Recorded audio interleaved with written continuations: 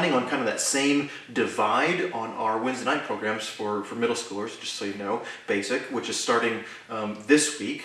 We had a little hiccup last week, but that's okay. We're ready for Wednesday, and it's going to be exciting and fun, but it's going to be within that hour and a half time block, 6 to 7:30. It's going to be half of it as games and program and fun. So that's 45 minutes or so, maybe 50 minutes. And then the last half going to be breaking out into our spaces. I'm sitting in the middle school girls breakout room right now, and if I could show you around, it's so different than what it used to be. We actually took the girls to at home to decorate it and to pick out some different things to help it feel like a space that belongs to them. And we're renovating the middle school guys room right now. We've just painted, and we've got new things coming. We got some games, we got couches, we got stuff so that they can feel like they've got a space that's theirs. And so 6 to 7:30, 45 to 50 minutes of fun and games and teaching, and then 45 minutes or so of small group, of discussion, of growing together. Now, speaking of middle school, we're currently in this kind of like two-service conundrum, where we're offering one contemporary service and one traditional service. As you recall, before COVID, we were offering 3 services, 2 contemporary and 1 traditional.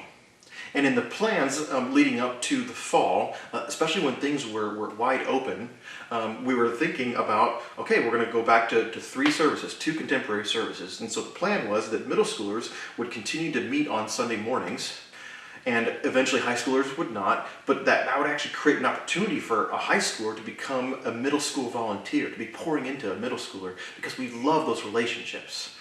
We already have 1 student who's doing that, and it's been phenomenal. We want to see more students doing that and growing and serving and giving and connecting. And so that was going to be this great opportunity. But we've run into a snag where, because of where numbers are and just what COVID is doing in our communities right now, that the church has said we're only doing 2 services, 1 contemporary and 1 traditional.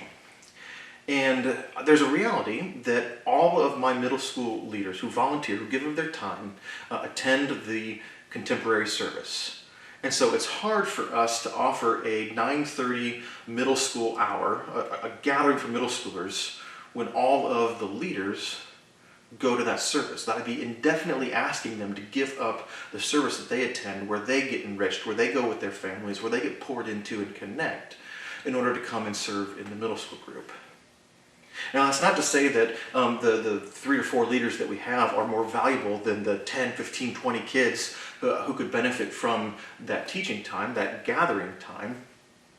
But there is a reality that without those leaders, we can't really offer a ministry. I cannot be for 10, 15, 20 kids what 5 adults can be for 10, 15, 20 kids. And so while I could host a group, I feel like we need a team. We need other adults who have other perspectives, who have other experiences, who can come alongside kids. Because even if I could spread myself wide enough to reach that many kids, I'm different than my adult leader over here, my adult leader over here, and kids are all different, and I need the community of the church to help us pour into our kids. And so that creates this conundrum for us of what to do. Right now, we're planning on not offering Sunday's gathering for middle schoolers starting October 17th, and we're living into the same reality with the high school, that middle schoolers can find a place to serve. We've had for the last year 3 middle school boys who have been pouring into the video ministry, creating the opportunity for you guys at home to be able to experience services online. And we think more students, more middle schoolers, can discover their gifts and their talents and their passions and do that. Be a part of tech team, go help in children's ministry, be a part of student leadership. So we are exploring options. Right now we're moving forward with this one, but we are exploring options for ways in which to engage, whether that's meeting on a 5th Sunday, whether that's inviting you as parents to maybe come help us so that we can touch base.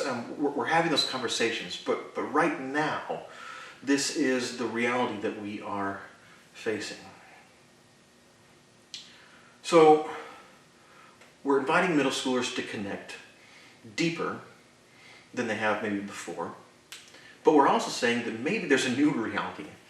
That, one of my heart's desires is to see a group of students who are at a service, at a worship service together, and who are sitting together.